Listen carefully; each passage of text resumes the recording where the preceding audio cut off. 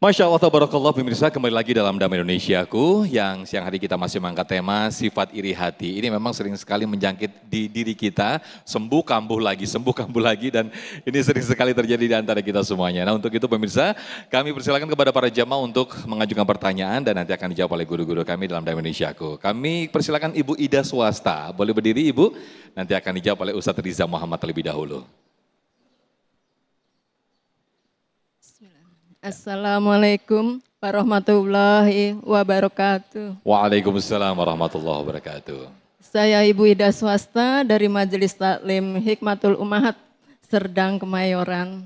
Saya ingin bertanya kepada Pak Ustadz Reza Muhammad. Saya banyak sering memposting gitu ya Pak ya, maksudnya untuk memotivasi untuk kebaikan gitu ya Pak. Tapi kadang ya dianggapnya itu apa ya Pak ya? Pamer. Gitu Pak. Gimana ya Pak ya untuk menghadapi orang yang seperti itu Pak? Terima kasih. Iya. Baik, silakan Ustaz. Ibu Ida Swasta, apa kabar Ibu Ida Negeri? Jamaah terkadang tidak semua kebaikan mendapatkan respon yang baik. Betul? Tidak semua hati yang tulus dinilai baik. Itulah penilaian orang-orang yang hasad. Bagaimana hukum posting memposting? Ingat Nabi berkata, wa ainul haq. Wa ainul haq. Penyakit ain itu ada. Itu kenapa seseorang yang kena ain diajarkan berdoa. Agar terhindar dari kejahatan-kejahatan penyakit ain. Bagaimana cara memposting agar tidak punya penyakit ain? Misalnya pakai sosial media, awali dengan kalimat Masya Allah la quwata illa billah. Baru posting, Alhamdulillah ini rumahku yang sederhana. Cie. Padahal besar sih rumahnya ya gak sih? Saya doakan mudah-mudahan yang melihat postingan ini segera punya rumah. Kan bagus. Mendoakan. Cuman responnya macem-macem.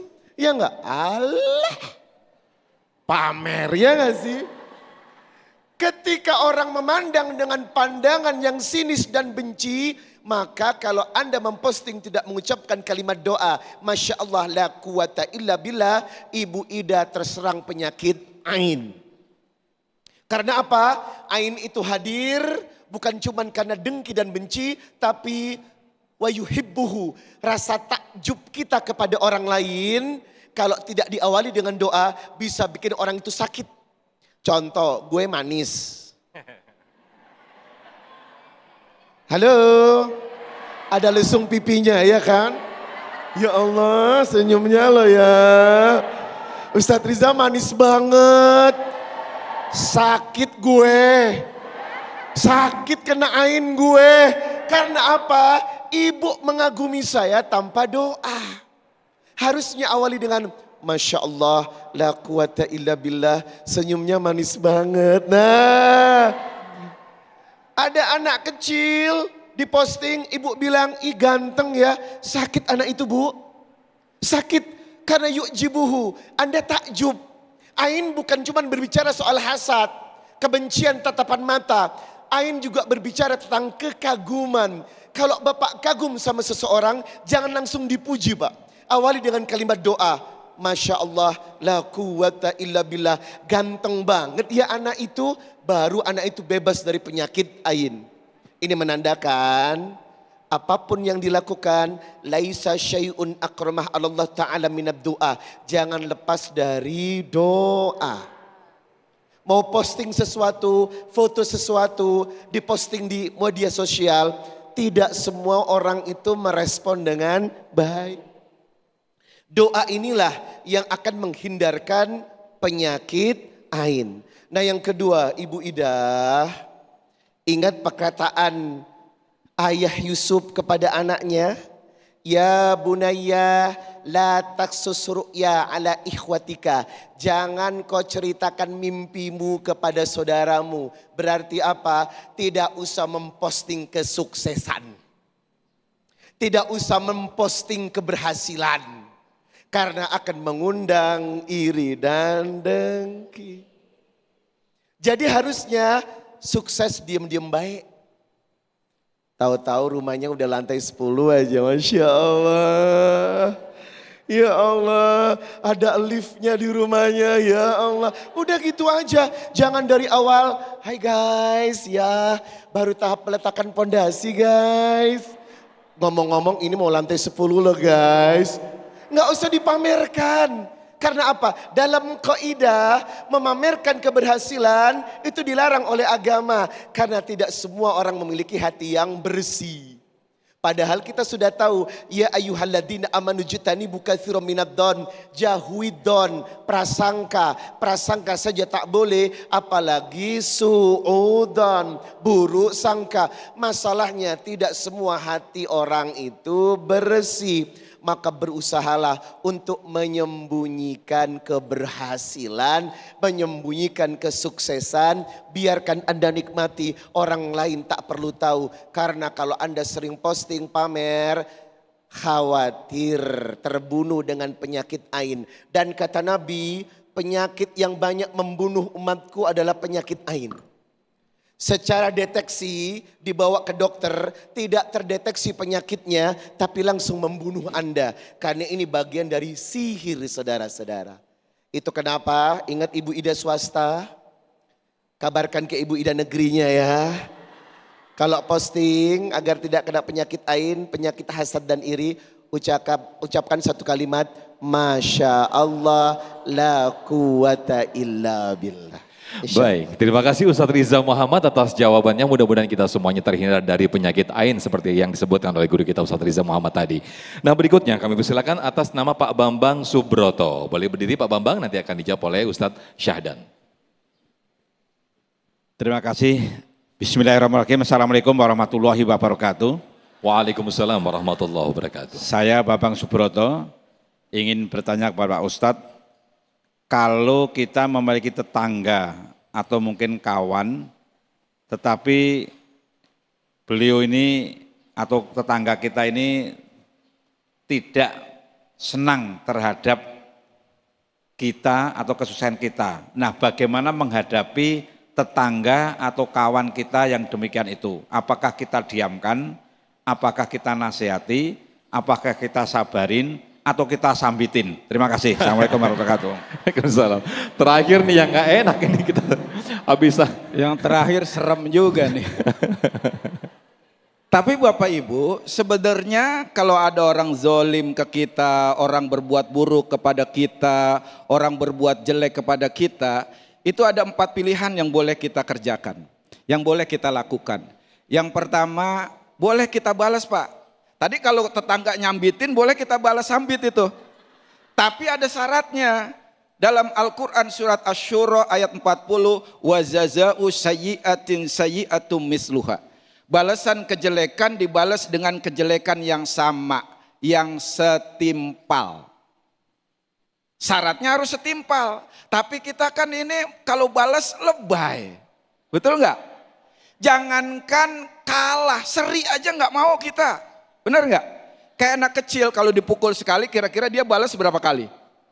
Bisa 3 kali, 5 kali. Ustadz, balas yang setimpal seperti apa sih Pak Ustadz? Kalau ada orang ngejek kita, anjing lu juga anjing. Itu boleh. Babi lu juga. Itu boleh. Tapi kalau ada orang ngejek kita, anjing lu anjing, babi, kunyuk, monyet, jerapah. Nah itu yang nggak boleh itu. Itu namanya lebay.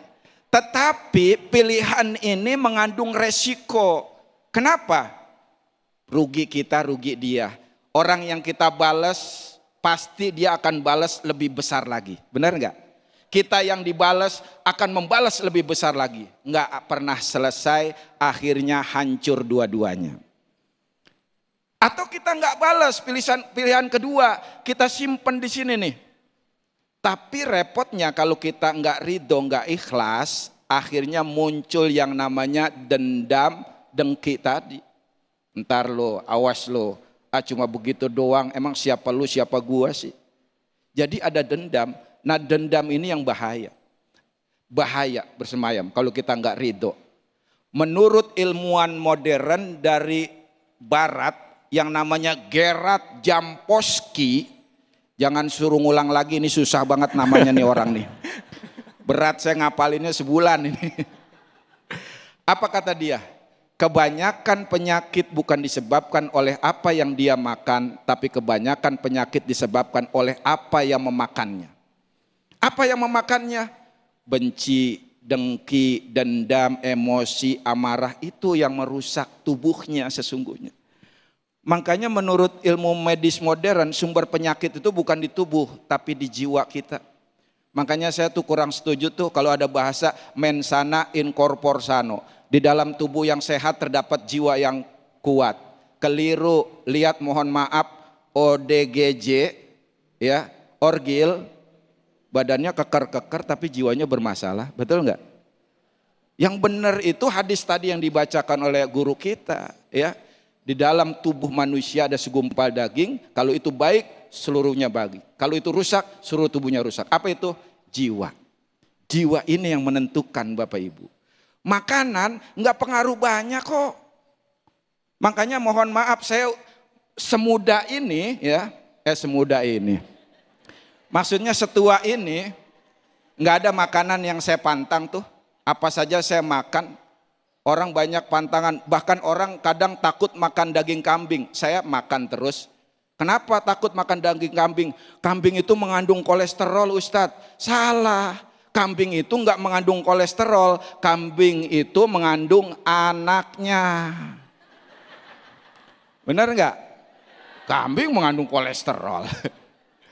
Bahkan ada orang yang nggak makan hidup kok ratusan tahun. Siapa? Ashabul Kahfi. 309 tahun nggak makan hidup. Kenapa? Karena memang makanan nggak berpengaruh banyak. Yang berpengaruh jiwa kita.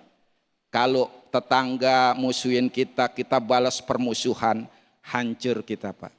Atau kita punya dendam dengan tetangga, rusak kita. Maka yang paling baik adalah memaafkan. Ini yang paling keren tuh. Baik. Nah, apalagi setelah memaafkan, kita baikin dia. Kita perbaiki hubungannya, itu lebih keren lagi. Wallahu a'lam bishawab. Baik, Mas Al, terima kasih Ustadz Syahdan. Tadi ilmuwan siapa? Gerard siapa tadi? Lupa saya. Udah dibilang jangan suruh ngulang, minta ngulang. Gerard Jampolsky tadi Ustadz ya. Saya juga inget tadi itu ya. Baik, terima kasih Ustadz Syahdan atas jawabannya. Nah pemirsa, nanti guru-guru kami akan kembali memberikan tausiah. Ustadz Riza juga akan kembali memberikan tausiah. Begitu juga Ustadz Syahdan. Sambil kita persilahkan kepada jamaah untuk kembali mengajukan pertanyaan berkaitan dengan tema kita. Iri hati harus diobati. Tetaplah bersama kami dalam Damai Indonesiaku.